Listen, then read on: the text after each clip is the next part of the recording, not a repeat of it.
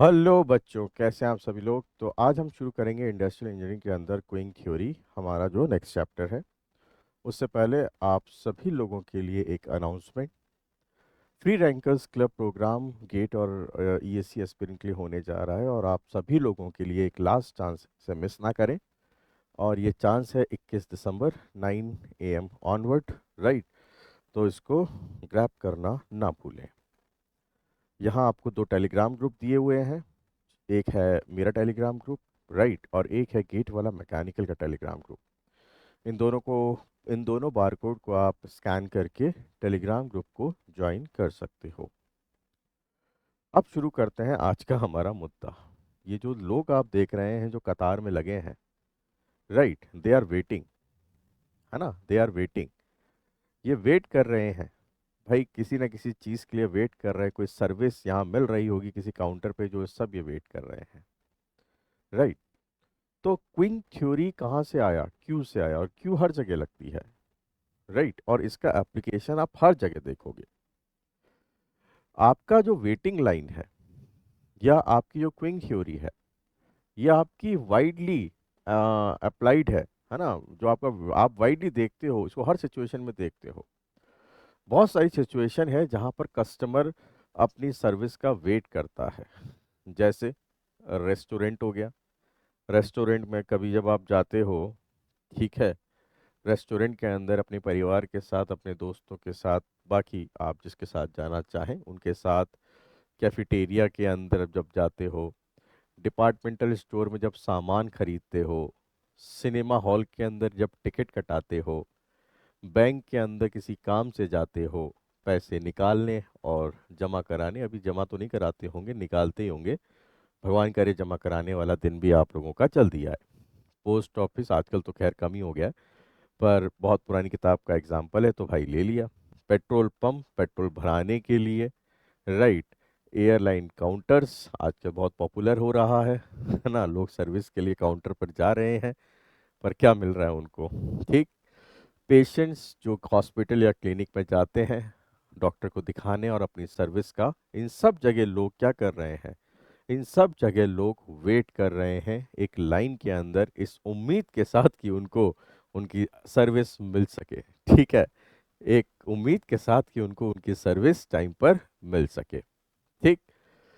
यहाँ पर अगर आप देखो, कस्टमर क्या एक्सपेक्ट कर रहा है। एज अ कस्टमर आप क्या एक्सपेक्ट करोगे, भाई हमको ज़्यादा वेट ना करना पड़े, यही एक्सपेक्ट करोगे, है ना। जल्दी से जल्दी हमारा नंबर आ जाए, राइट, राइट।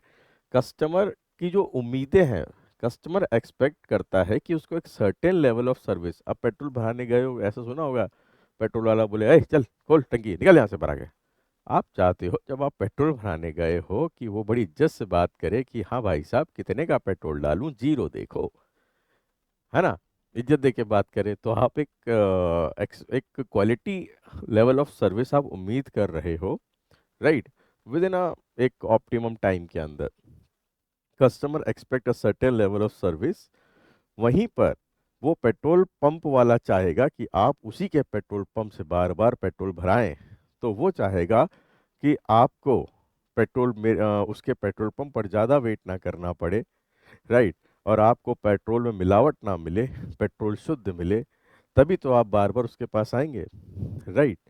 तो वो चाहेगा कि भाई आपको क्वालिटी लेवल ऑफ सर्विस मिले with the optimum level of cost. सारी फैसिलिटी देगा वॉशरूम की, राइट, सब कॉस्ट, और वो सारा वॉशरूम की आपको फैसिलिटी देगा, गाड़ी में हवा भरने की फैसिलिटी देगा, है ना, सफाई की फैसिलिटी देगा। और वो कौन उसकी कोई कॉस्ट नहीं लेगा, वो सब पेट्रोल भरने वाली कॉस्ट में ही आपका कंसीडर कर रहा है। तो एक क्वालिटी लेवल ऑफ सर्विस देने की कोशिश करेगा with in optimum optimum cost के अंदर, ठीक है। तो सर्टेन लेवल ऑफ सर्विस वो प्रोवाइड करवाएगा, राइट।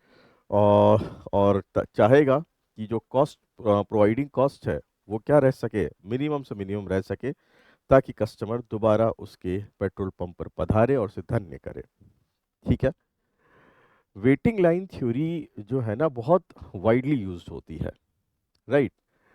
ये तो मैंने आपको एक पिछला जो एग्जांपल बताया वो एक जनरल एग्जांपल बताया, पर अगर इंजीनियरिंग पॉइंट ऑफ व्यू से देखो, मैन्युफैक्चरर पॉइंट ऑफ व्यू से देखो, तो मैन्युफैक्चरिंग में इसका बहुत ही ज़्यादा यूज़ है, राइट। आपके इंजीनियरिंग में जितने भी प्रोजेक्ट चलते हैं, चाहे वो इलेक्ट्रिकल वाले प्रोजेक्ट हो, चाहे सिविल वाले प्रोजेक्ट हो, मैकेनिकल वाले प्रोजेक्ट हो, कोई से भी प्रोजेक्ट हो भाई साहब, सब जगह ये आपका एप्लीकेबल है। ठीक है। तो अभी अपन मैकेनिकल वाले हैं तो मैन्युफैक्चरिंग की बात करेंगे ताकि आपको अच्छे से समझ में आए, क्योंकि बाकी लोगों के तो गेट के कोर्स में यह है नहीं है कि मैं उनके भी एग्जाम्पल यहाँ पे दूँ। तो मैन्युफैक्चरिंग के अंदर इसका काफ़ी ज़्यादा यूज़ है। अगर एक वर्कर है, वो जब अपना टूल लेने जाता है, टूल बॉक्स लेने जाएगा काउंटर पर, तो उसको वेट करना होगा। वो चाहेगा कि उसका काम जल्दी से जल्दी स्टार्ट हो, तो उसके लिए वो चाहेगा कि टूल बॉक्स उसको जल्दी से जल्दी इशू हो जाए, जो भी काम है उसको जल्दी से जल्दी इशू हो जाए, अलॉट हो जाए, है ना, ड्राइंग शीट उसके पास जल्दी से जल्दी आ जाए, रॉ मटेरियल को डिले ना हो। राइट। तो ये उस वर्कर की यहाँ पर एक्सपेक्टेशन रहेगी, है ना। नहीं तो जनरली कंप्लेंट क्या रहती है फोरमैन की, कि भाई हमारे पास जो टूल है वो बहुत लेट आ रहा है, हमको बहुत ज़्यादा वेट करना पड़ रहा है। राइट। तो ये सब नहीं होना चाहिए। वहीं पर मैनेजमेंट क्या करता है, मैनेजमेंट ये चाहेगा कि जितने भी, मैनेजमेंट क्या चाहेगा, रक्त पिचासू, कि ओवरहेड चार्जेस जो हैं वो आपकी कम से कम हो। अब वो ओवरहेड चार्जेस क्या होंगी बच्चों, ओवरहेड चार्जेस होंगी जितना देर उसका वर्कर आइडियल होगा। ठीक है। तो उसके लिए तो बेसिकली क्या है, वो ओवरहेड चार्जेस हैं, वो चाहेगा कि वो ज़्यादा से ज़्यादा अपने काम के अंदर एंगेज हो, ताकि उसकी एफिशिएंसी ज़्यादा से ज़्यादा निकल के आ सके, है ना। तो वो चाहेगा कि उसका जो वर्कर है ज़्यादा एंगेज हो, ज़्यादा से ज़्यादा चीज़ों को अटेंड करे, ताकि ओवरऑल ओवरहेड कॉस्ट को वो क्या करे, ओवरऑल या ओवरहेड मैन्युफैक्चरिंग कॉस्ट को क्या कर सके, रिड्यूस कर सके। ठीक है। तो ये यहाँ पर क्विंग थ्योरी को आप यूज़ करके इन सारी प्रॉब्लम्स का आप समाधान निकाल सकते हो। राइट। जो वेट कर रहा है उसके लिए और जो फैसिलिटी प्रोवाइड कर रहा है उसके लिए, किसी एक का नहीं है, ये दोनों का है। ठीक है ना, किसी एक का नहीं है, दोनों का फायदा कर रहा है। क्विंग मॉडल का और क्या क्या एप्लीकेशन हो सकता है, देखो Qing model have also been used for the problem of machine breakdown and repair। अब मशीन ब्रेकडाउन का मतलब होता है कि मशीन आपकी यहाँ पर खराब हो गई है। अब खराब हो गई है तो रिपेयरमैन के पास जाएगी। राइट। जितनी देर रिपेयरमैन के पास रहेगी, राइट, जितनी देर जो मशीन आपकी है, जो मशीन है जो खराब हो गई है, वो रिपेयरमैन के पास जाएगी, और जितनी देर रिपेयरमैन के पास रहेगी, तो रिपेयरमैन तो घंटे का पैसा लेगा। ठीक है, अपने घंटे बढ़ाएगा और पैसे बनाएगा, मीटर चालू। और जितनी देर उसके पास रहेगी उतना आपको मैन्युफैक्चरिंग के अंदर लॉस होगा। राइट।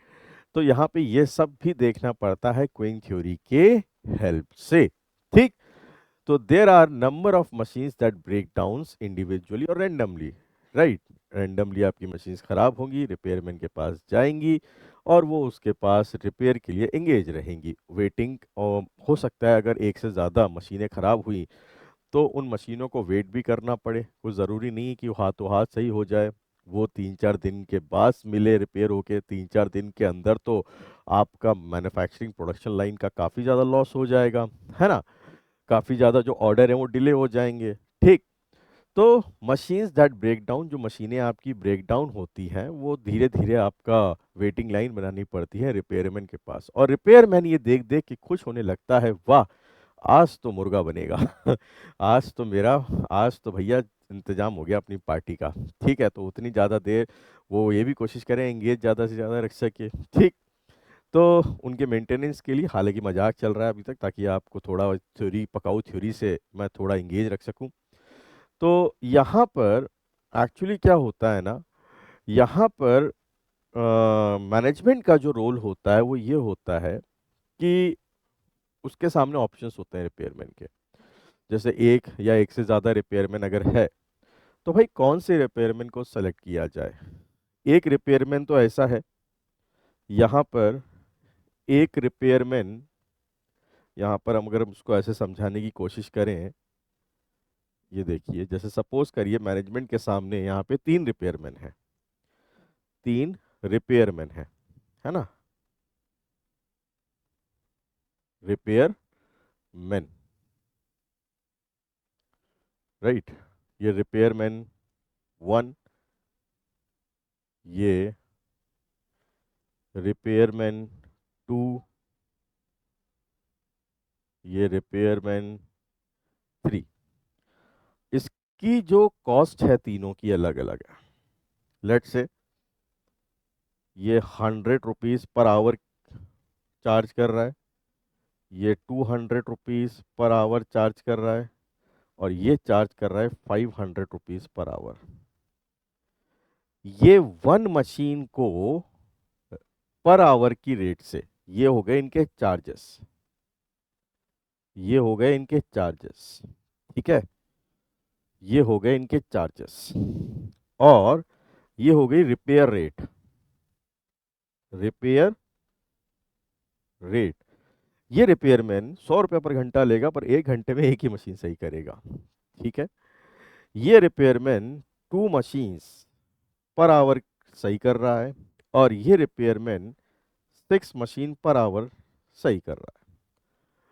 तो कई लोगों के अलग अलग मत होंगे, कोई कहेगा ये सस्ता है सर, इसको ले लो, ठीक है। कोई कहेगा नहीं सर, ज़्यादा से ज़्यादा मशीनें सही हो रही हैं 1 घंटे में, सर इसको ले लो। अरे भैया, ये भी नहीं देखना है, ये भी देखना है कि इनके वेटिंग टाइम की वजह से हमको वहाँ लॉस कितना हो रहा है। तो ओवरऑल कॉस्ट देखी जाती है, right. Cost loss due to waiting plus cost जो ये रिपेयरमैन आपसे ले रहे हैं। तो जहां ओवरऑल कॉस्ट आपकी कम रहेगी, हम उस हिसाब से रिपेयरमैन को यहाँ पर क्या करते हैं, सेलेक्ट करते हैं, ठीक है ना। उस हिसाब से हम यहाँ पे रिपेयरमैन को क्या करते हैं, सेलेक्ट करते हैं। तो यहाँ पर क्विंग थ्योरी के अंदर ये ग्राफ बहुत कॉमन है, देखा होगा आपने, कॉस्ट वर्सेस सर्विस लेवल।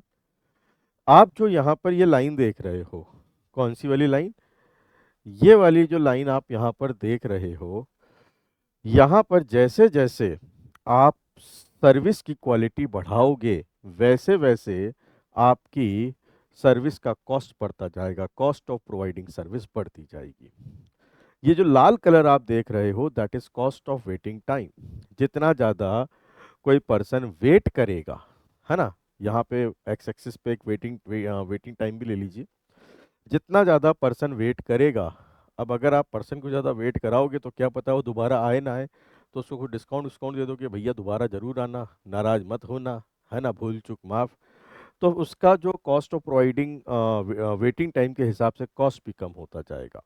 तो ओवरऑल अगर आप देखो तो ये आपकी टोटल कॉस्ट है, ठीक है। तो हमको या जो सर्विस फैसिलिटी है उसको कॉस्ट प्रोवाइड करानी है, उसको एक सर्विस की कॉस्ट प्रोवाइड करानी है, एक ऑप्टिमम कॉस्ट और एक ऑप्टिमम लेवल ऑफ सर्विस पर। ऑप्टिमम लेवल ऑफ सर्विस पर उसको वो ऑप्टिमम लेवल ऑफ सर्विस एक ऑप्टिमम कॉस्ट के अंदर प्रोवाइड करानी है। अब यहाँ पे क्या होता है, कुछ कैरेक्टरिस्टिक, कुछ बेसिक कंपोनेंट आप देख लीजिए। ये जो आप देख रहे हो, ये तो देखो सर्विस फैसिलिटी है। जैसे आपका मेस हो गया, मेस का काउंटर हो गया, आपका मेस, जैसे आप अपने अगर हॉस्टल में रहते हो तो जैसे ही मेस में घुसते हो, तो ये जो आप पूरा एरिया देख रहे हो ना, पीला पीला, ये पूरा एरिया है आपका मेस, ठीक है। और यहाँ पर यह है सर्विस मैकेनिज्म, मतलब आपका फूड काउंटर, फूड काउंटर।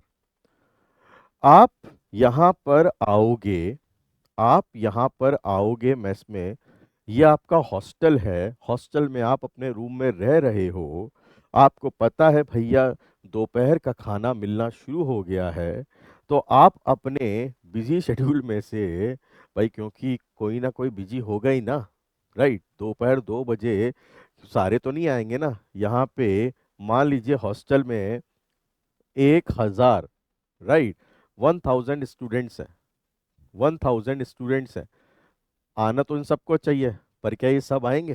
और क्या इन 1,000 स्टूडेंट के हिसाब से पूरी मैस बनाई गई है, ये सिस्टम बनाया गया है?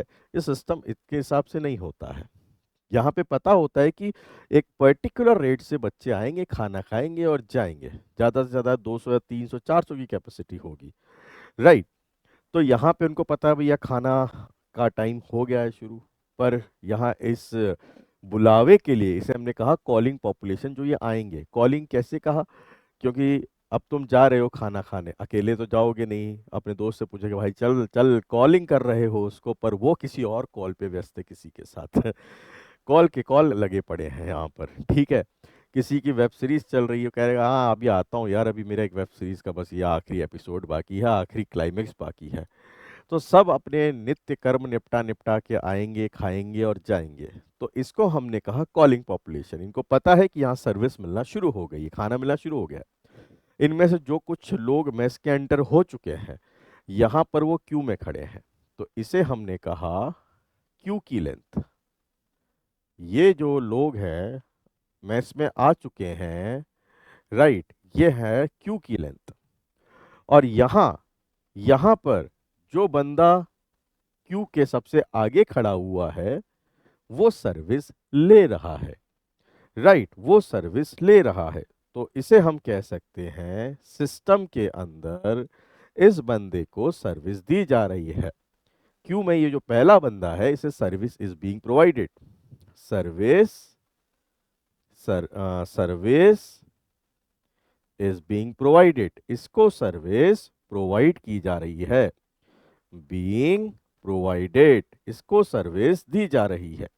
ये अपनी सर्विस लेगा, चला जाएगा, क्यू में से एक बंदा आगे आएगा, वो सर्विस लेगा, ठीक है ना, क्यू में से एक बंदा आएगा और वो सर्विस यहां पर लेगा। चलिए, अब यहां पे अगर आप देखो, अब अगर आप यहां पे देखो तो ये तो हुई क्यू की लेंथ, ये यहां पर हुई क्यू की लेंथ, ये यहां पर हुई क्यू की लेंथ, क्यू की लेंथ, क्यू लेंथ, ठीक है ना। इसे आपने यहां पर कह दिया Q length, Q length, Q length, right, ये जो आप देख रहे हो। बट अगर आप यहां पर क्यू के साथ इन सभी लोगों को, कौन कौन, ये बंदे जो क्यू में लगे हुए हैं प्लस ये लोग, मैं इसके लिए अलग कलर यूज करता हूं या ये कलर, ये बंदे जो क्यू में लगे हुए हैं प्लस ये जो यहां पर सर्विस ले रहा है, इसे हम कहते हैं सिस्टम की लेंथ, इसे हम कहते हैं सिस्टम लेंथ। क्या कहते हैं? सिस्टम लेंथ, सिस्टम लेंथ, ठीक है, सिस्टम लेंथ। अब ये कॉलिंग पॉपुलेशन, जैसे मैंने अभी आपको बताया, ये कॉलिंग पॉपुलेशन आपकी फाइनाइट और इनफाइनाइट हो सकती है, ठीक है ना। ये कॉलिंग पॉपुलेशन आपकी फाइनाइट या इनफाइनाइट हो सकती है, ठीक। हॉस्टल के लोग और भंडारे में बनने वाला खाना, ठीक है, इनफाइनाइट कॉलिंग पॉपुलेशन, ठीक है।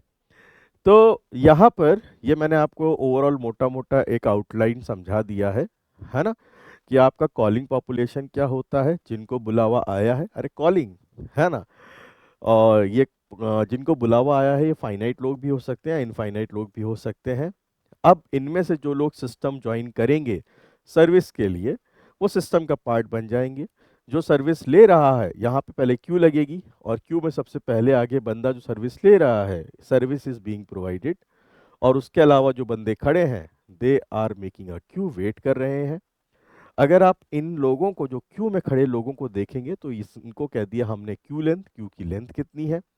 अगर आप इनके साथ इस बंदे को कंसीडर कर लेंगे जो सर्विस ले रहा है, तो इसको हमने कह दिया सिस्टम लेंथ, राइट, इसको हमने कह दिया सिस्टम लेंथ। तो ये बेसिक बेसिक चीजें जो आगे भी इसी तरीके से मैंने यहाँ पे समझाई हैं, है ना। तो जैसे मैंने बताया, यहाँ पर सपोज करिए, तो हॉस्टल का बता दिया मैंने, अब यहीं पे ही वो रिपेयरमैन होता जो कि मशीनें सही कर रहा होता, तो उसके पास मशीनें सही होने आती, है ना। तो बेसिकली वो होता अराइवल रेट। जैसे आप लोग इस सिस्टम में आ रहे हैं, मेस में आ रहे हैं, तो आपका एक यहाँ पर क्या होगा, अराइवल रेट होगा। तो arrival rate of customer basically it can be, या तो ये आपके जो अराइवल है equal number of interval of time में कस्टमर आ सकते हैं, या अनइक्वल इंटरवल ऑफ टाइम के अंदर कस्टमर आ सकते हैं, ठीक है ना। यहां पर या तो customer equal interval of time के अंदर आ सकते हैं या अनइक्वल इंटरवल ऑफ टाइम के अंदर आ सकते हैं, या दोनों का मिक्स केस भी हो सकता है। तो क्योंकि अब दोनों का मिक्स केस होगा, क्योंकि एक जनरल बात है, तो इसको बेस्टली डिस्क्राइब करने के लिए जो यहाँ पर लिया गया प्रोसेस वो था Poisson process. Poisson process customer के आने के अराइवल रेट को बहुत बेस्टली डिस्क्राइब करता है। Best described by, best described by, okay, best described by Poisson process. क्या? कस्टमर के आने का अराइवल रेट, किस रेट से कस्टमर सिस्टम के अंदर आके ज्वाइन कर रहा है। अब जो सबसे इंपॉर्टेंट बात है यहाँ पर कि अगर कस्टमर के आने का रेट, अगर कस्टमर के आने का रेट अराइवल जो है वो पॉइजन प्रोसेस फॉलो करता है, तो जो इंटर अराइवल टाइम होगा या then the time between successive arrival, जो टाइम सक्सेसिव अराइवल, जो टाइम है सक्सेसिव अराइवल के बीच में, जिसको मैंने कह दिया इंटर अराइवल टाइम, वो क्या फॉलो करेगा? वो फॉलो करेगा नेगेटिव एक्सपोनेंशियल डिस्ट्रीब्यूशन। ये बेटा 1 मार्क में सीधा पूछता है थ्योरी के क्वेश्चन में, इसलिए मैंने इसको अंडरलाइन करा दिया। अब सपोज करिए कस्टमर के अराइवल के रेट को हम यहाँ पे बोलते हैं मीन अराइवल रेट। कितना ऑन एन एवरेज कस्टमर किस रेट से आ रहा है, तो मीन अराइवल रेट को हम डिनोट करते हैं lambda, lambda units per hour, है ना, lambda units, lambda units per hour on average, right, on per hour या पर यूनिट टाइम, जो भी आप लेना चाहें। इस रेट से कस्टमर आपके सिस्टम के अंदर आ रहा है, ठीक है, इस रेट से कस्टमर आपके सिस्टम के अंदर आ रहा है। चलिए, तो अब ऐसे ही यहां पर आएगा आपका क्या, सर्विस पैटर्न। अच्छा, पॉइजन प्रोसेस के बारे में एक मैं आपको बात बता दूं। पॉइजन प्रोसेस का बेसिकली एक ग्राफ भी होता है, बट उस ग्राफ के ऊपर मैं जाना नहीं चाहूँगा। पॉइजन प्रोसेस का एक ग्राफ भी होता है कि अगर ऑन एन एवरेज कस्टमर का arrival rate, on an average customer का अराइवल रेट अगर 2 है, राइट, कस्टमर का on an average arrival rate 2 है, तो इसका मतलब क्या हुआ, इसका जो डिस्ट्रीब्यूशन है वो पॉइजन प्रोसेस है। मतलब कस्टमर के आने की फ्रीक्वेंसी को आपने नंबर ऑफ कस्टमर के वर्सेस में पुट किया, तो 2 कस्टमर पर यूनिट टाइम आने की फ्रीक्वेंसी ज्यादा है, तो ये पॉइजन अराइवल रेट। अब आपका ये जो ग्राफ है ये चेंज होता रहेगा Poisson distribution, okay, according to the lambda. तो अकॉर्डिंग टू द लैम्डा ये आपका जो अराइवल पॉइजन डिस्ट्रीब्यूशन है ये आपका चेंज होता रहेगा। देख रहे हैं आप, अब अगर मीन अराइवल रेट 4 है तो आपका ये पॉइजन डिस्ट्रीब्यूशन क्या होता गया, चेंज होता गया। भाई ये बता रहा है कि नंबर ऑफ कस्टमर जो 4 पर यूनिट टाइम आ रहे हैं उनकी फ्रीक्वेंसी ज़्यादा है, और बाकी के उसके अगल बगल के कस्टमर की फ्रीक्वेंसी को ये प्लॉट कर रहा है उसके हिसाब से। अब आप कहोगे सर ऐसे कैसे प्लॉट कर रहा है? बेटा इसका यहाँ पे एक फॉर्मूला होता है, probability of an arrival, probability of an arrival in time t follow a Poisson law.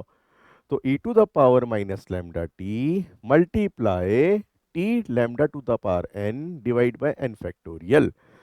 यहाँ पर ये आपको बता रहा है प्रोबेबिलिटी ऑफ x अराइवल। अब यहाँ पे x क्या है, number of arrival per unit time, है ना। आप यहाँ पे 4 लोग, 5 लोग, 6 लोगों की प्रोबेबिलिटी निकालना चाहते हो, बट उस सिस्टम में किस रेट से लोग आ रहे हैं ये आपको दिया हुआ है lambda, lambda is the average arrival rate.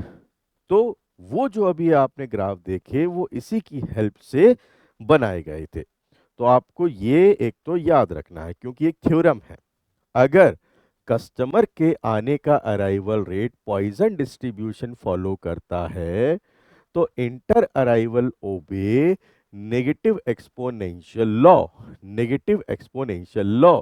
ये भी सीधा आपका एग्जाम में पूछा गया था एज इट इज। फॉर्मूला भी याद करेंगे और ये रिलेशन भी याद करेंगे। अब आता है आपका सर्विस पैटर्न। भाई कस्टमर काउंटर आपके सिस्टम में आ गया सर्विस लेने, तो उसको सर्विस देके विदा करने का भी कोई पैटर्न होगा ना, वहां पे उसको बिठा के तो रखना नहीं है। दूल्हा आ गया, शादी हो गई, ठीक है, हो गया भैया, जाओ अब।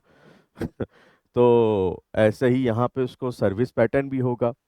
तो जैसे सबसे बेस्ट कस्टमर के आने के पैटर्न को पॉइजन डिस्ट्रीब्यूशन एक्सप्लेन करता है, बेस्टली डिस्क्राइब्ड करता है, वैसे ही कस्टमर को सर्विस देके सिस्टम से विदा करने का पैटर्न बेस्टली डिस्क्राइब करता है एक्सपोनेंशियल डिस्ट्रीब्यूटेड। एक्सपोनेंशियल डिस्ट्रीब्यूटेड, ठीक है। Exponential distributed if there is a infinite number of server, अगर सर्विस देने के लिए बहुत सारे लोग हैं तो क्या कस्टमर को वेट करना पड़ेगा? नहीं, कस्टमर को यहाँ पर वेट नहीं करना पड़ेगा, उसको इंस्टेंटेनियस उसकी सर्विस मिल जाएगी। बट अगर यहाँ पर आपके नंबर ऑफ काउंटर एक है तो अब कस्टमर को यहाँ वेट करना पड़ेगा और वो एक पर्टिकुलर टाइम के बाद सर्विस लेके जाएगा। हमारे केस में नंबर ऑफ सर्वर एक ही है जहां पर सर्विस दी जा रही है, और वहां से सर्विस लेके जब कस्टमर जा रहा है तो उसकी रेट है mean service rate is denoted by mu. Mean service rate is denoted by mu, ठीक है। ये उसके सर्विस लेके जाने की यहाँ पर रेट है। एक और चीज है जो आपको यहाँ पर समझना है ना, ये तो मैंने बता ही दिया, और वो है आपका यहाँ पर कोई क्यू डिसिप्लिन। अब क्यू में लोग कैसे आएंगे? क्यू में लोग आएंगे या तो फर्स्ट कम फर्स्ट सर्व के बेसिस पे, राइट, फर्स्ट कम पहले आओ पहले आओ पहले आओ पहले पाओ, या फीफो फर्स्ट इन, मतलब एक नाम हो गया first in first out, right. एक हो गया LIFO, last in first out. ये हो गया SIRO, service in random order, right. तो अलग अलग ऑर्डर में यहाँ पे सर्विस दी जा सकती है, राइट। तो ये क्यू डिसिप्लिन हो गया। अब ये आपको थ्योरेटिकल पॉइंट है जो यहाँ पे याद रखना है। अब इसमें भी जब कस्टमर आता है आपके सर्वर के सिस्टम के अंदर, तो उसका भी अपना कस्टमर का नेचर होता है। आपने देखा होगा कभी कस्टमर लगता है, थोड़ी देर वेट करता है, चला जाता है, या देख के ही चला जाता है, या कस्टमर होता है जिद्दी मुर्गा, जहाँ पे लाइन तेज चलती है वहां घुस जाता है, फिर जैसी वो लाइन धीरे हुई तो दूसरी लाइन में घुस जाता है। तो ये तीन नेचर होते हैं, एक तो होता है बाल्किंग, रेनेजिंग, जॉकिंग। यहाँ पर कस्टमर डिसाइड कर लेता है भैया क्यू को देख के बहुत लॉन्ग है, मैं तो नहीं घुस रहा। यहाँ पर कस्टमर थोड़ी हिम्मत करता है और जुड़ता है लाइन में, और थोड़ी देर बाद उसकी हिम्मत जवाब दे जाती है और वो चला जाता है कि हमसे ना हो पाएगा लाला। ये है जॉकिंग, जिद्दी मुर्गा, है ना। ये है जिद्दी मुर्गा, ये लेके जाएगा क्या सर्विस। जो भी लाइन तेज चली, आपने देखा होगा आपके अंदर भी जिद्दी मुर्गा रहता है, जहाँ लाइन तेज चली वहां घुस गए, फिर वही लाइन अगर आपकी धीरे चली तो अपनी पिछली लाइन में आ गई, क्योंकि वो तेज चल रही है। क्यों? क्योंकि ये है जिद्दी मुर्गे सर्विस लेके जाएंगे, ठीक है। अब यहाँ पे जैसे मैंने आपको बताया साइज ऑफ पॉपुलेशन, वही कॉलिंग पॉपुलेशन की मैं बात कर रहा था जो भी मैंने आपको शुरुआत में बताया। अगर आपको यहाँ पर याद हो, ये साइज ऑफ पॉपुलेशन आपका फाइनाइट भी हो सकता है और इनफाइनाइट भी हो सकता है ना।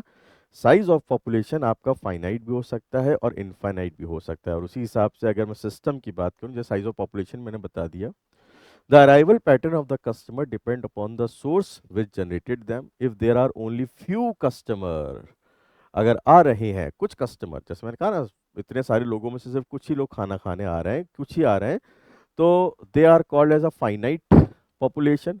और अगर लार्ज नंबर में भंडारे की तरह लोग आ चुके हैं तो वो हो गया इनफाइनाइट पॉपुलेशन, ठीक है, infinite population.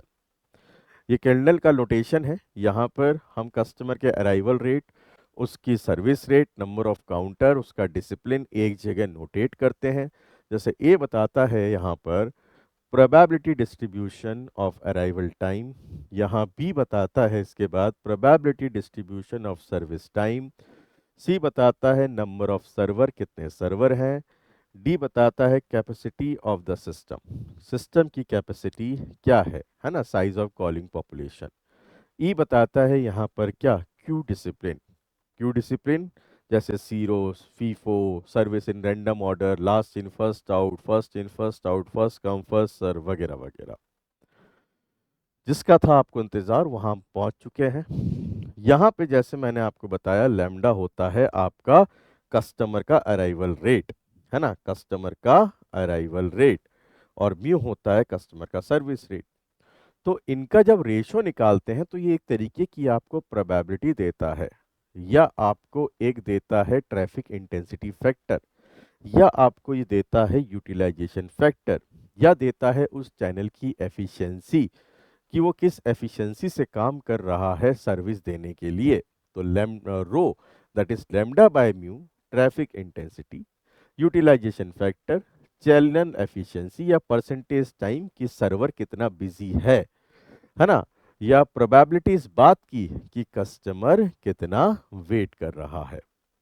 The average service rate must always exceed average arrival rate. बिल्कुल, हमेशा जो सर्विस देने की रेट है वो अराइवल रेट से ज्यादा होनी चाहिए, अन्यथा क्या होगा, धीरे धीरे लाइन में लोग बढ़ते जाएंगे और वो क्यू आपकी इनफाइनाइट हो जाएगी, राइट, कभी ना खत्म होने वाली कहानी, है ना। तो सर्विस देने की रेट ज्यादा होनी चाहिए। आपका जो क्वेश्चन आता है इस मॉडल नंबर 1 से आता है, model 1 MM1, okay, infinite FCFS। ये क्या डिनोट कर रहा है, ये डिनोट कर रहा है कि आपके कस्टमर के आने का पैटर्न पॉइजन प्रोसेस है। इंटर अराइवल टाइम यहाँ पर क्या है, एक्सपोनेंशियल डिस्ट्रीब्यूटेड है, मतलब सर्विस टाइम क्या हो गया, सर्विस टाइम एक्सपोनेंशियल डिस्ट्रीब्यूटेड है। यहाँ पर नंबर ऑफ सर्वर क्या है, सिंगल सर्वर है। कॉलिंग पॉपुलेशन क्या है, इनफाइनाइट है। और आपका कस्टमर का बिहेवियर जो रूल है वहां पर वो कैसा है, फर्स्ट कम फर्स्ट सर्व। अब यहाँ पर मैं चाहूँ तो उसको डेरिवेशन में भी करा सकता हूँ, बट आपको टू द पॉइंट एग्जाम में वो क्वेश्चन पूछेगा, to the point straightforward वो आपसे पूछेगा भाई ये चीज निकाल के मुझे दे दो, बात खत्म। तो यहाँ अगर आप देखें, यहाँ पर ये देखिए, जैसे मैंने आपको बताया था सिस्टम की लेंथ, याद है, क्यू की लेंथ। तो उस सिस्टम के अंदर कितनी लेंथ है लोगों की, है ना, वो बंदे जो क्यू में लगे हुए हैं, वो जो सर्विस ले रहा है, that is system length LS। ये होता है रो बाय 1 माइनस रो, रो क्या है, लैम्डा बाय म्यू। क्यू की लेंथ कितनी है on an average, on an average, या आप एक पेज में लिखते जाओ, ऑन एन एवरेज जो क्यू की लेंथ है that is LS minus rho. भाई क्यू की लेंथ तो छोटी होगी, कितनी छोटी होगी, माइनस रो कर दो बस, माइनस यहाँ पे आप क्या कर दो, रो कर दो। उसके बाद यहां पर आता है कि आपके क्यू में on an average her person कितना वेट कर रहा है, that is WQ, expected waiting time पर कस्टमर इन द क्यू। तो ये हो गया लैम्डा बाय म्यू, या रो कर दो, उसको रो की फॉर्म में लिखना चाहो तो म्यू माइनस लैम्डा। अब अगर आप उस बंदे को भी कंसीडर कर लोगे जो वहां सर्विस ले रहा है, तो क्या हो जाएगा, एक्सपेक्टेड वेटिंग टाइम पर कस्टमर इन द सिस्टम। अब वो जोड़ लोगे तो फिर तो भाई और वेटिंग टाइम बढ़ेगा, कितना बढ़ जाएगा, WQ के अंदर 1 बाय म्यू ऐड कर दो, तो ये आपके सिस्टम का on an average expected waiting time आ जाएगा, ठीक है ना, ऑन एन एवरेज आपकी सिस्टम का एक्सपेक्टेड वेटिंग टाइम आ जाएगा। यहां पर P नॉट क्या है, probability that the service facility is ideal. इस बात की प्रोबेबिलिटी कि सर्विस फैसिलिटी क्या है यहाँ पर, आइडियल है, काम नहीं कर रही है, काम नहीं कर रही मतलब उसके पास कस्टमर ही नहीं है तो बेचारा आइडियल ही है ना, आइडियल है। अभी कैसे निकालोगे, रो आपको क्या बताता है कि आपका काउंटर कितना बिजी है, राइट, तो 1 माइनस रो क्या बताएगा कि आपका काउंटर कितना आइडियल है, राइट।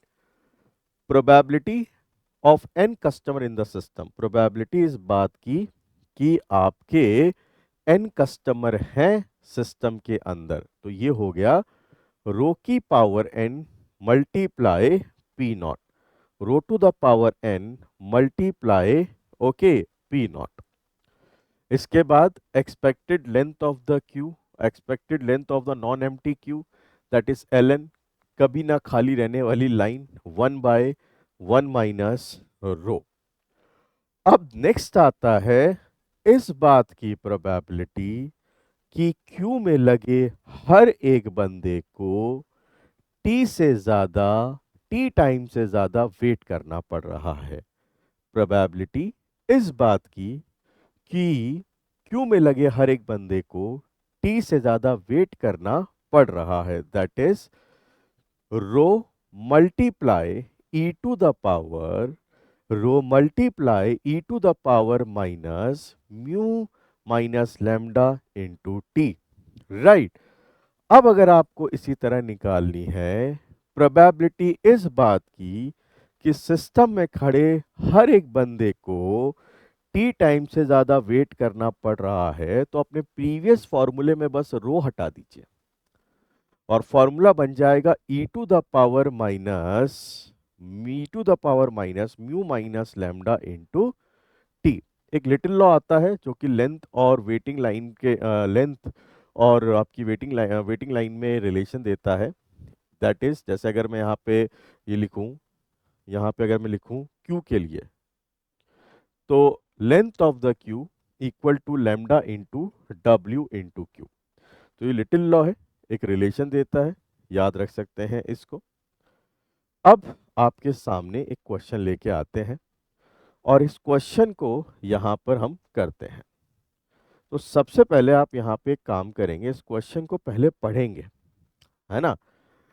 आप कहोगे अरे सर गेट का क्वेश्चन करा दो। अरे भाई गेट का क्वेश्चन तो हो ही जाएगा, वो कहाँ जाएगा। राइट। गेट का क्वेश्चन तो हो ही जाएगा, वो कहाँ जाएगा। पहले एक बेसिक फंडामेंटल क्वेश्चन तो आप कर लीजिए, स्टैंडर्ड बुक से लिया गया है। तो यहाँ पर ये क्वेश्चन आप करिए। देखो गेट के तो आप सब कराते हैं और आप सभी बच्चों के पास गेट के क्वेश्चंस के कहीं ना कहीं से सॉल्यूशन है, तो कुछ हट के अलग क्वेश्चन करते हैं, है ना, ताकि आपको थोड़ा सा मजा आए। नहीं तो गेट के क्वेश्चन वैसे भी देखो सबको रटे हुए हैं, तो उसको करा के मजा भी नहीं आएगा। यहाँ पे है पर्सन रिपेयरिंग रेडियो। क्या रिपेयरिंग रेडियो जब उसने किया, find that the time spent, okay, find that कि जो यहाँ पे उसने टाइम स्पेंड किया है, just a minute,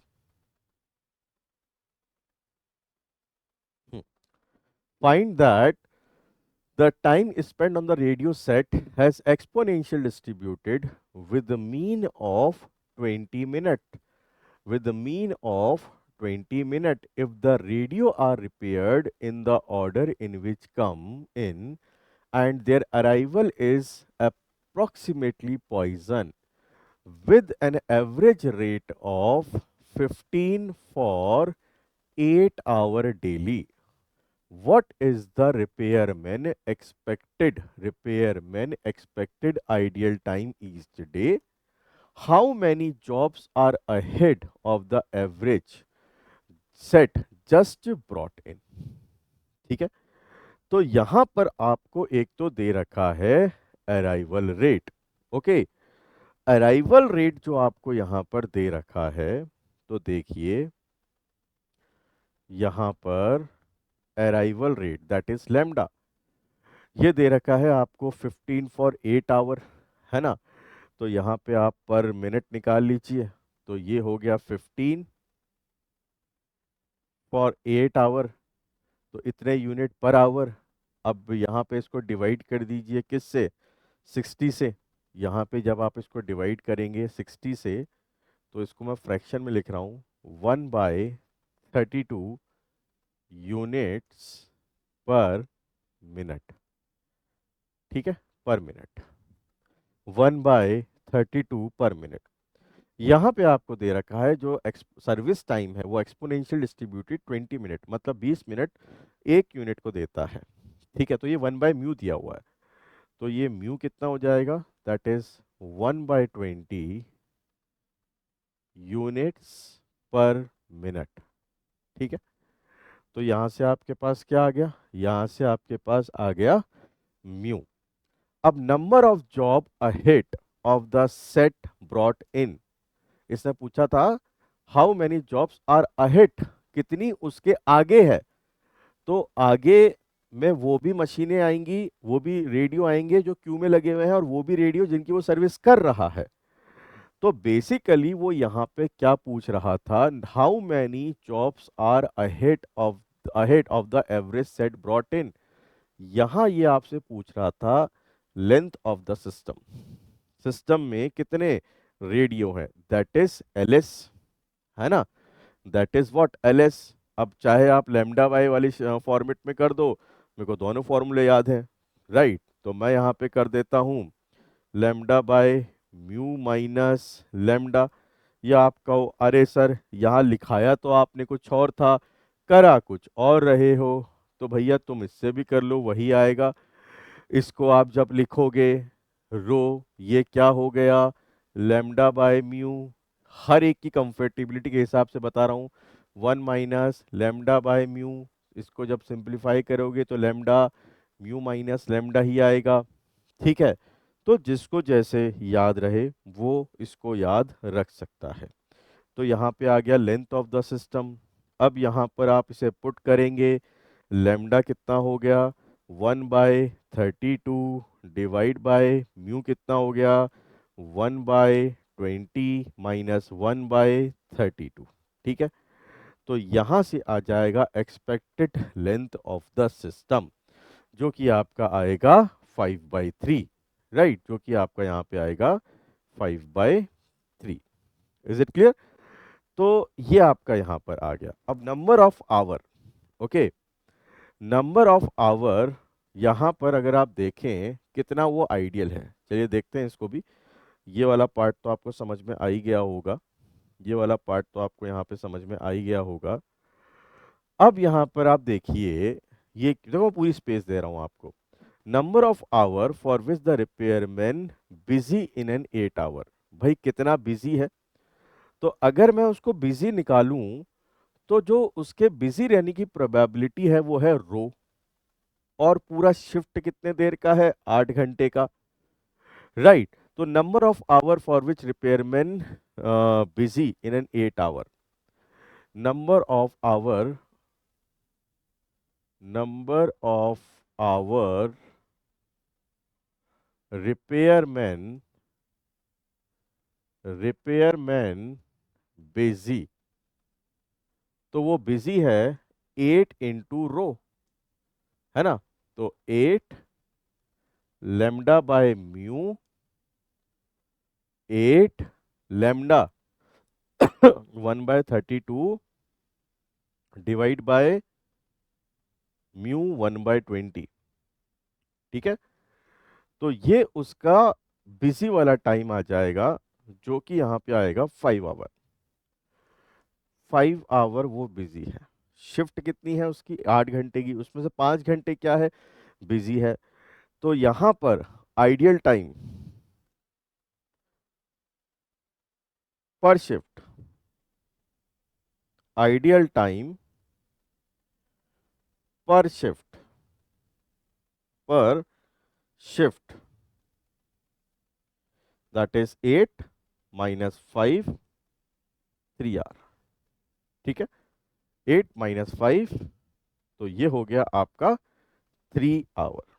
I hope ये कुछ बेसिक चीजें आपको यहाँ पर समझ में आई होगी।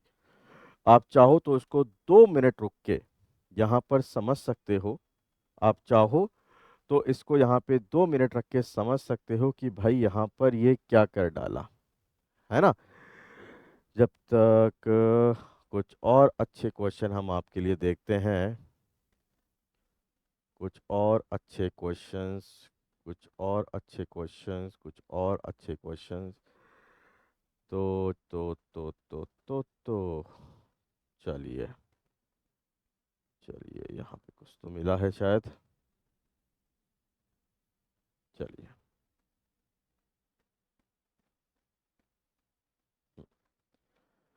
चलिए थोड़ा सा और क्वेश्चन के लेवल को इंक्रीज किया जाए यहाँ पर। देखिए, देखो गेट के क्वेश्चन ना, मतलब चुटकी बजाते ही होंगे। मैं गेट के क्वेश्चन, मुझे पता है आप लोगों ने पता नहीं कितनी बार लगा रखे हैं मेरे पास ये गेट के क्वेश्चन, ठीक।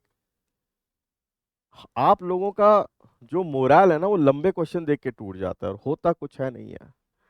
तो यहाँ पे आपको अपना कॉन्फिडेंस बिल्डअप करना है। ठीक है, यहाँ पर आपको अपना कॉन्फिडेंस बिल्डअप करना है। जैसे क्या लिखा हुआ है, रिपेयरमैन इज टू हायर, मैंने कहा था ना वो कौन सा रिपेयरमैन हायर करें। A repairman is to hire to repair a machine which break down at an average rate of 3 per hour. ठीक है, the breakdown follow Poisson distribution, non productive time of machine is considered. ये non productive time है। Non productive time कितना, non productive time of machine is considered to be cost 16 rupees per our.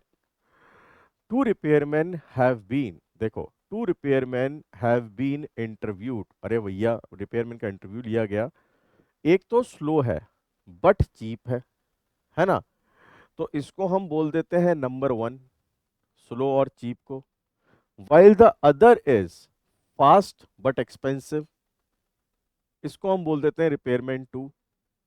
The slow repairman जो है, मतलब number 1 जो है, वो 8 रुपया पर आवर लेता है, और 8 रुपया पर आवर लेता है और service broke down machine at the rate of 4 per hour.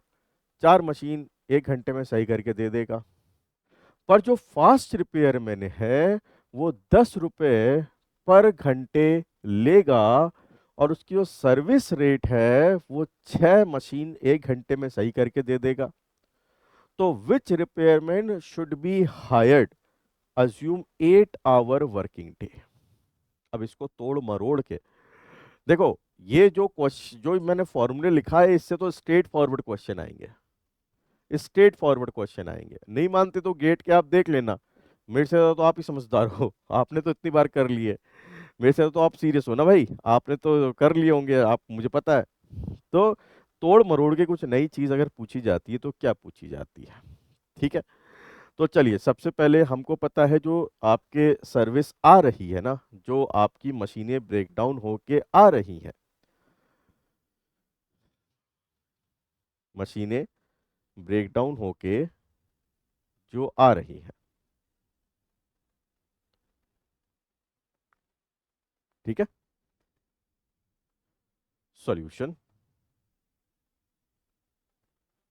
देखिए, जो लैम्डा है वो है आपका 3 मशीन पर आवर। लैम्डा जो है 3 मशीन पर आवर है। आइडियल टाइम कॉस्ट कितनी है, 16। आइडियल टाइम कॉस्ट कितनी है, आइडियल टाइम कॉस्ट कितनी है, ₹16 पर आवर। ठीक, ₹16 पर आवर। अब यहाँ पे जो मशीन है, remain unproductive from movement it break down till it repair, जब तक वो रिपेयर नहीं हो जाती, स्टार्ट नहीं हो जाती, है ना, इट रिमेन अनप्रोडक्टिव, तब तक के लिए वो अनप्रोडक्टिव है आपके लिए। ठीक है, तब तक के लिए तो अनप्रोडक्टिव है। अनप्रोडक्टिव है, it remain unproductive for the time it wait for repair plus repair time और for the time spend by it in the system. तो आपको यहाँ पे ये निकालना पड़ेगा कि भैया जब वो मशीनें खराब हुई हैं तो सिस्टम में कितनी मशीनें आपकी रिपेयरमैन के आगे रहेंगी। ठीक है, तो average number broke down in the system, average number broke down in the system, average number broke down in the system, in the system मतलब सिस्टम में कितनी मशीनें हैं, मतलब एलएस निकाल रहे हैं आप, एलएस निकाल रहे हैं, तो ये कितना हो गया, lambda by mu minus lambda, lambda by mu minus lambda. Lambda कितना हो गया 3, म्यू कितना हो गया यहाँ पर म्यू। अब म्यू डिपेंड करेगा कि कौन सा यहाँ पर आप ले रहे हो रिपेयरमैन। अगर आप यहाँ पे रिपेयरमैन 1 लेते हो, ठीक है ना, तो मैं यहाँ पे लिख देता हूँ स्लो रिपेयरमैन।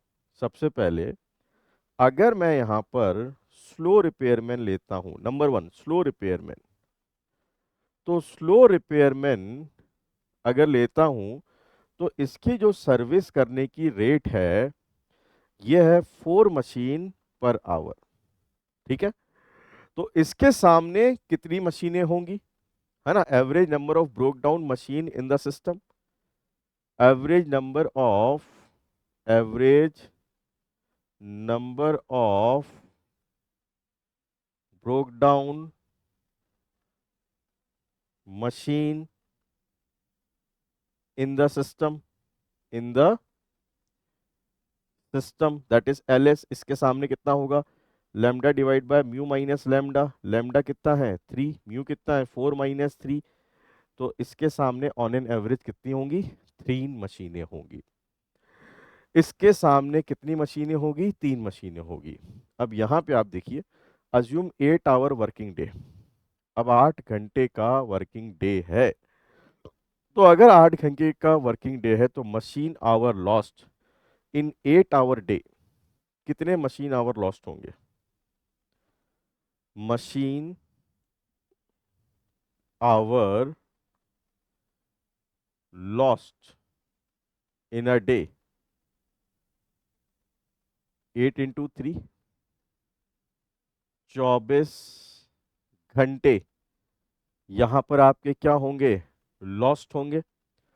अब यहां पर आइडियल टाइम भी आपको दे रखा है कि आइडियल टाइम कितना है, आइडियल टाइम में यहाँ पे अनप्रोडक्टिव आइडियल कॉस्ट है, यहाँ पे अनप्रोडक्टिव 16, तो टोटल कॉस्ट यहां पर जो दी गई,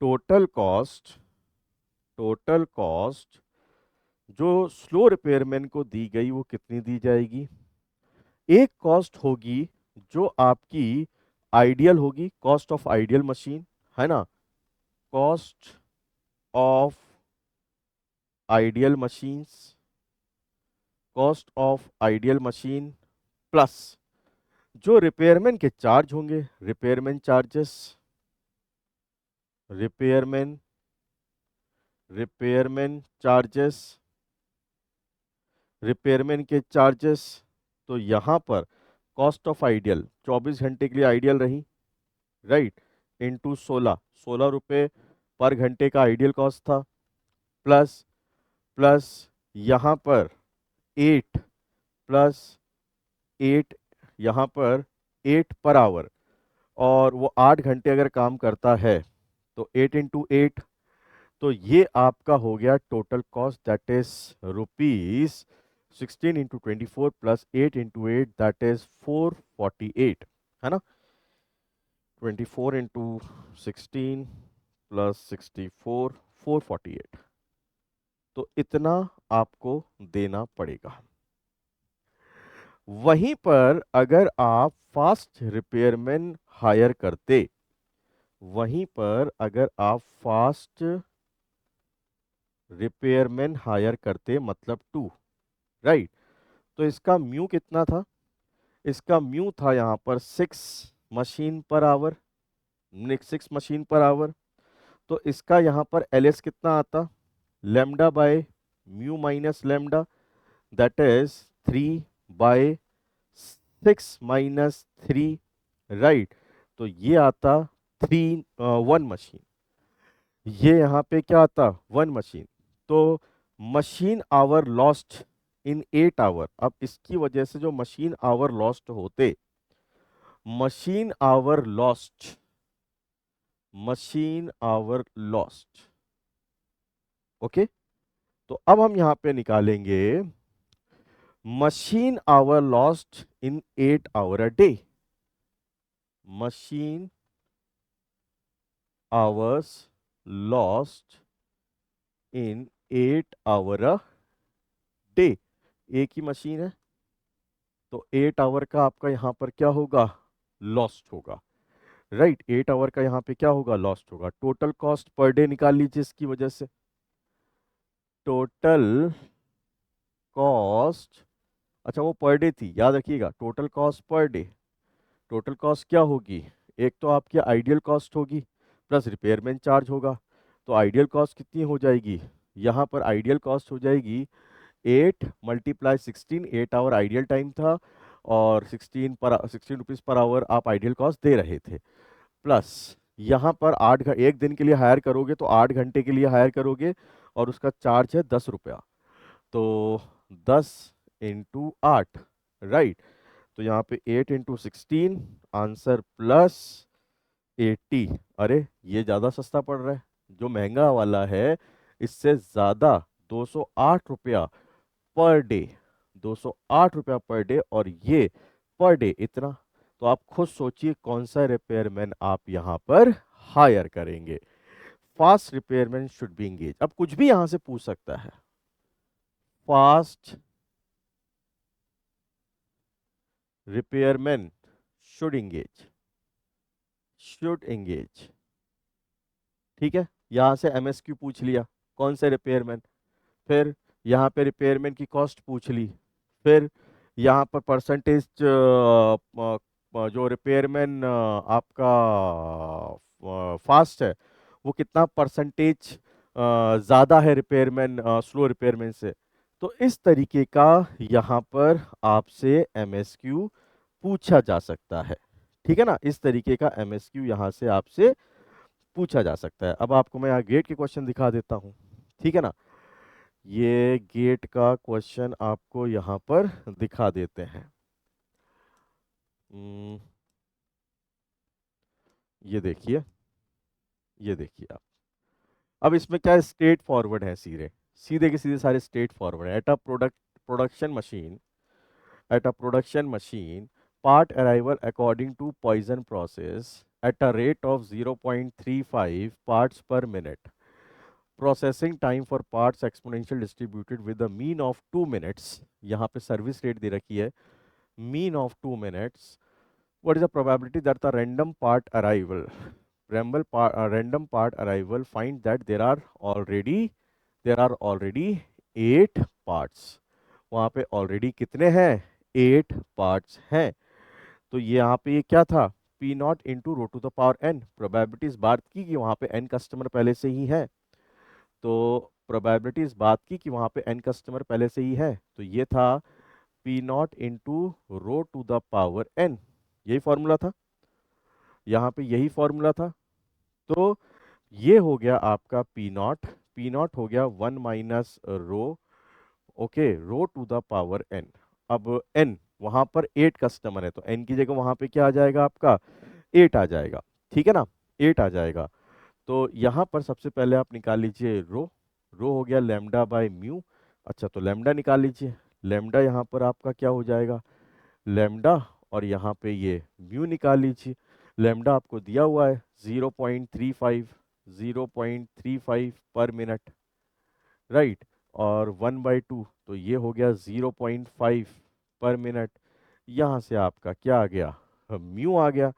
अब यहाँ पर आप वैल्यू पुट कर दीजिए, 1 - लेमडा 0.35, क्योंकि रो होता है lambda by mu divide by 0.5, 0.35 to the power, divide by 0.5 to the power 8। इसको आप यहाँ पर सॉल्व कर लीजिए, तो आपका जो आंसर आएगा ऑप्शन सी आएगा, ठीक है। आपका जो ऑप्शन आएगा ऑप्शन सी आएगा। तो स्ट्रेट फॉरवर्ड क्वेश्चन आपकी गेट में पूछता है। यहाँ से मैंने थोड़ा आपको अच्छे लेवल के क्वेश्चन यहाँ पे कराए हैं, है ना। तो और देखते हैं यहाँ पर, चलिए ये देखिए एनईटी टाइप के अंदर, ठीक है। यहाँ पे देखिए आपको ये क्वेश्चन जो हमने अभी कन्वेंशनल जैसा टाइप किया था उसी का छोटा सा पार्ट यहाँ पे दिख जाएगा। Job arrives at a facility eight an average rate of of 5 in 8 hour shift. The arrival of the jobs follow Poisson distribution. The average service time of a job factory is 40 minutes. The service time follow exponential distribution. Ideal time at the factory per shift.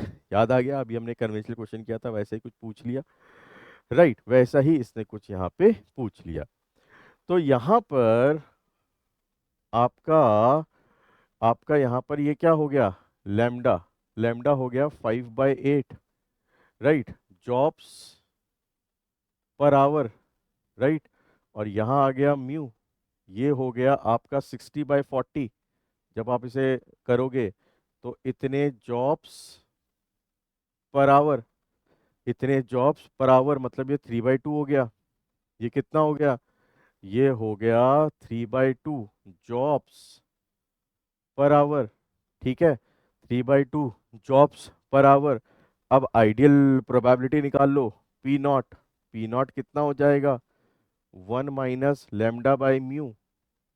1 - λ कितना हो गया? 5/8 divide by 3/2। Right. अब आपको इस बात की probability निकालनी है कि आइडियल टाइम कितना है उसकी शिफ्ट के दौरान, आइडियल टाइम फॉर शिफ्ट। तो यहाँ पर आइडियल टाइम फॉर शिफ्ट, अब शिफ्ट कितनी देर की है यहाँ पर? शिफ्ट है 8 घंटे की, है ना, 8 घंटे की है। तो 8 × 1 - 5/8 डिवाइड बाय 3/2, या तो इसको निकाल के सीधा आप उससे माइनस कर दो या सीधा आप इसको लगा दो। तो यहाँ पर आपका आ जाएगा 14/3। ठीक है, स्ट्रेट फॉरवर्ड क्वेश्चन है बच्चों, मैं ऐसे इतने कुछ भी करा दूं खत्म नहीं होंगे। ठीक है ना, करते जाओ करते जाओ करते जाओ। पर जो मैंने दो बेसिक क्वेश्चंस आपको कराए हैं, मैं हाई प्रोबेबिलिटी वाले क्वेश्चंस आपको यहाँ पे कराए हैं, आपको उनको करके जाना है। मॉडल 1 में से मैक्सिमम क्वेश्चन आपके यहाँ पर आते हैं। ठीक है ना, मॉडल 1 से ही आपके यहाँ पर मैक्सिमम क्वेश्चन यहाँ पर रहते हैं। तो इसको आपको यहाँ पर क्या रखना है? याद रखना है।